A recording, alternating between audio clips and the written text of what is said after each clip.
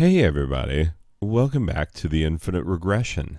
Man, look at how regressy it is.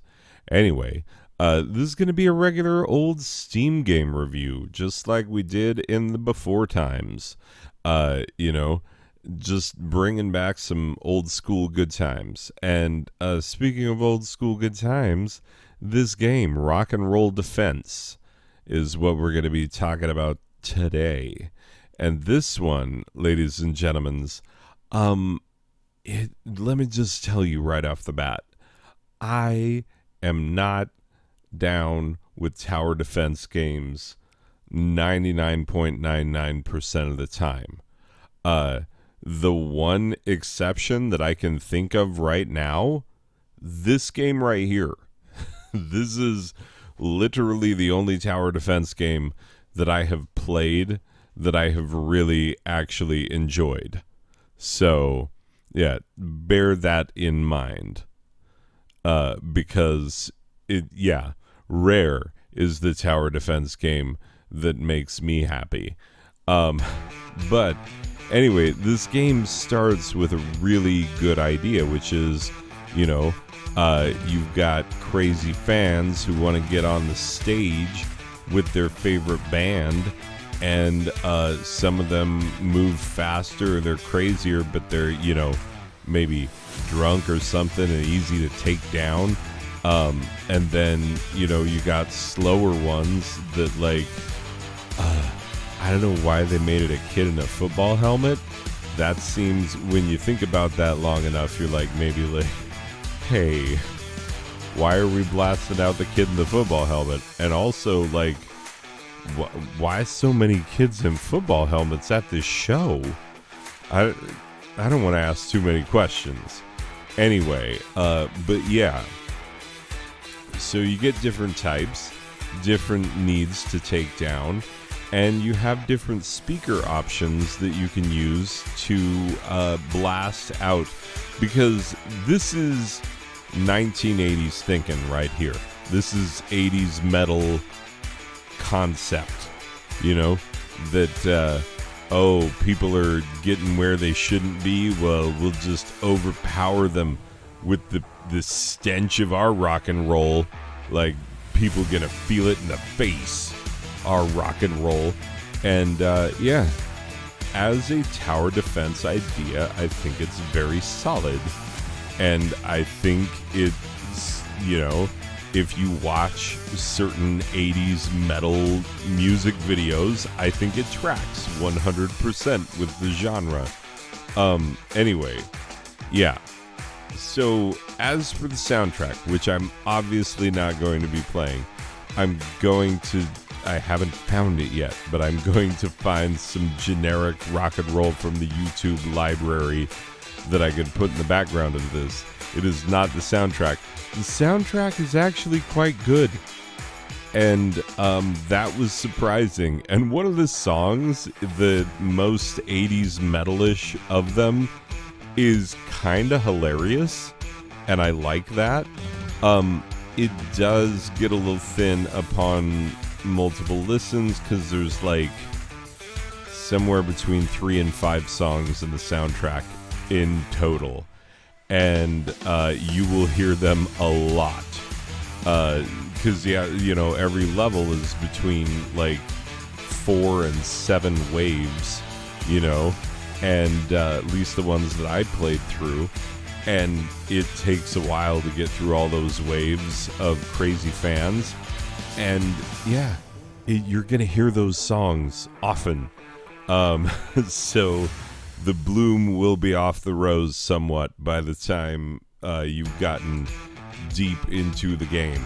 But I was really having fun with this, which is a testament to how well it was pulled off.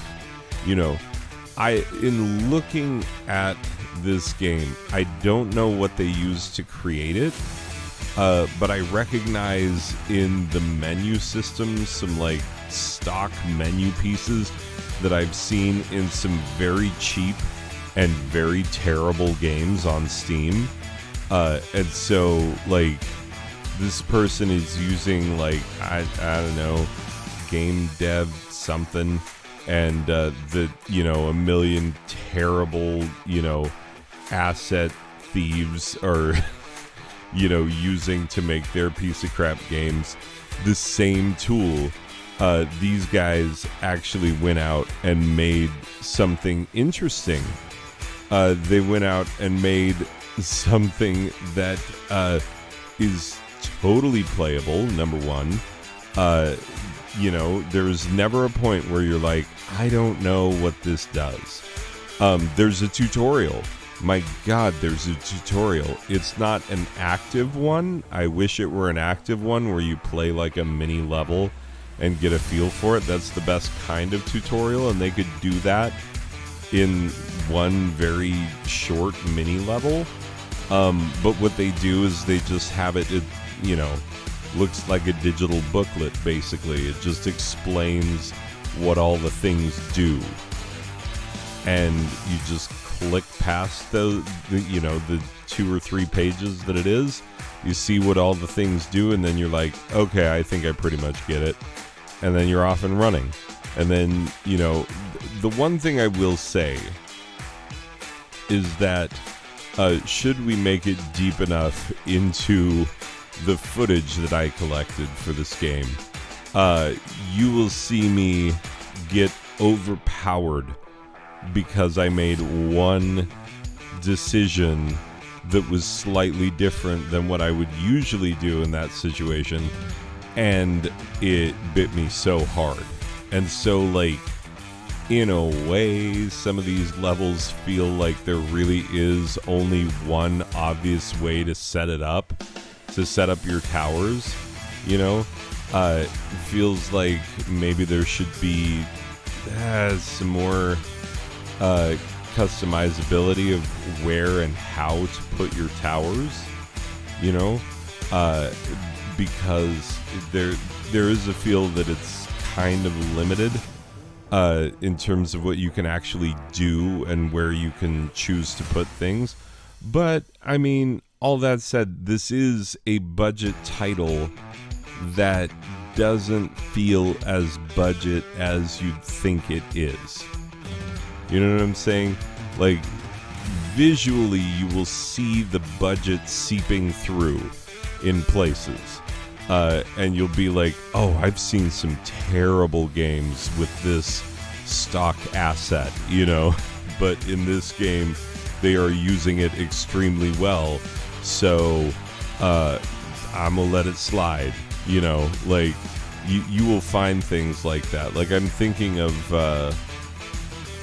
there was a top-down shooter that was built with this same, game engine, whatever it is. And it was really fun. It was really well designed, but you could see those stock assets and you're like,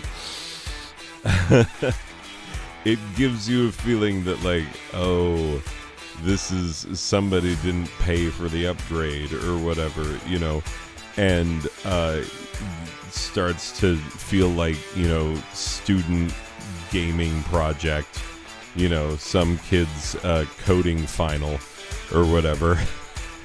But you know what? Overall, the game feels quality. I will say that. It absolutely feels as, probably the most quality title that I've played on this particular game engine, whatever it is. It may have told me in the beginning. I have already forgotten. I don't think it's Unity. I'm fairly certain I know what Unity games feel like. But yeah, it's something for sure that I've played before, and most of the things that I've played before, not as good, certainly not as good. But this is very good, and for me to play a tower defense and then want to play the next level, that's rare, because most of the time I will play a level. Even Plants vs. Zombies, I didn't enjoy that much. I played it a bit. I passed a few levels, and then I was like, you know what? I think I'm good, So, for me to have maintained interest in this game is a testament to its goodness. Yeah. So the level that I messed up on, I did eventually beat it, but I doubt very much that that portion of the footage will be in here. Otherwise, it will be a very long video indeed. But I think you've seen everything you need to see, and I think I've said everything I need to say, which is that in spite of this being a genre of game that I don't normally play, this one is quite good, despite its budgetness. I could have said that more succinctly, but I just wasted 10 minutes of your time, probably, and I apologize. Anyway, let me put a final score on this, and then I will wrap it up. Okay, here's what I'm doing on the rock and roll defense. A 7 out of a possible 10 pea shooters from Plants vs. Zombies. Because, yeah, this game's not going to blow you away. It's not perfect. I think it might be a bit too easy given the fact that I do fairly well at it. And this is a genre that I don't really play. But, you know, it's fun and it's cheap. So that it's got that going for it. So a 7 out of 10 I think is right where this belongs. It's a good enough game, decent pickup. If you like this kind of game, then absolutely pick it up. I recommend it. For people who like these sorts of things, absolutely. For others, hey, maybe give it a shot. I didn't think I was going to like it, but I did. So, hooray, rock and roll defense. You did what you came to do. Anyway, thanks for being here in this one, people. I will see you in the next one. Okay, bye.